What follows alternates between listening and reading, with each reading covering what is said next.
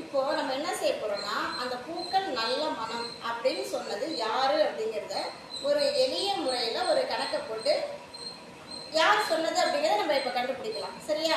இப்போ நீங்க என்ன செய்ய போறீங்கன்னா உங்களுக்கு எந்த எண்ணெய் பிடிக்குமோ அந்த எண்ணெய் 3 இலக்க எண்ணெய் உங்க மனசுக்குள்ள நினைச்சுக்கலாம். சரியா? இப்போ டீச்சர் என்ன செய்ய போறேன்னா நான் ஒரு நம்பர் சொல்லி நினைச்சு நான் ஒரு கணக்கு போடுறேன். நான் இப்போ 658 அப்படிங்கிற ஒரு 3 இலக்க எண்ணெய் நினைச்சிருக்கேன். இதை என்ன பண்ணணும்னா திருப்பி அப்படியே எழுதணும். சரியா? 856. இப்போ இந்த நம்பரை நம்ம கழிக்க போறோம். இப்போ கழிச்சா என்ன வரும் சொல்லுங்க? 198. இப்போ இந்த நம்பரை மறுபடியும் நம்ம என்ன செய்யணும்னா மறுபடியும் உள்டாவா எழுத போறோம். 8 9 1.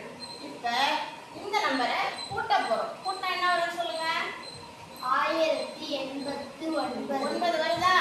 இப்போ இந்த நம்பரை வந்த விடைய நம்ம 10ஆல பெருக்க போறோம். சரியா? 10ஆல பெருக்கினா என்ன விடை வரும் சொல்லுங்க? 10 890 வருதா? இப்போ இந்த வந்த விடைய நம்ம 7ஆல பெருக்கிறோம். பெருக்கினா இப்போ என்ன விடை வரும் சொல்லுங்க பாப்போம்? 76. சொல்லுங்க. 76 230 வருதா? இப்போ 76 230 வருது.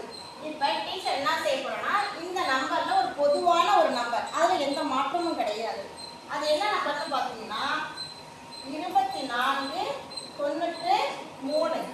இது வந்து பொது காமனா உள்ள நம்பர் இது. இப்போ இதை என்ன செய்ய போறோம்னா கூட்ட போறோம். கூட்டுங்க. கூட்டினா என்ன வருது? 78 78 72 72 3 வருதா? இப்போ 78 72 3 வந்துருச்சு. இப்போ நம்ம பூக்கள் நல்ல மனம் அப்படிங்கிற சென்டென்ஸ்க்கு நம்பர் கொடுத்துருக்கோமா? இப்போ 7க்கு என்ன கொடுத்துருக்கோம்? 7க்கு என்ன கொடுத்துருக்கோம்? 8க்கு வெரி குட். 7க்கு 2க்கு க, 3க்கு இல். என்ன வருது? மணமலர்கள். இப்போ பூக்கள் நல்ல மனம் அப்படின்னு சொன்னது யாரு?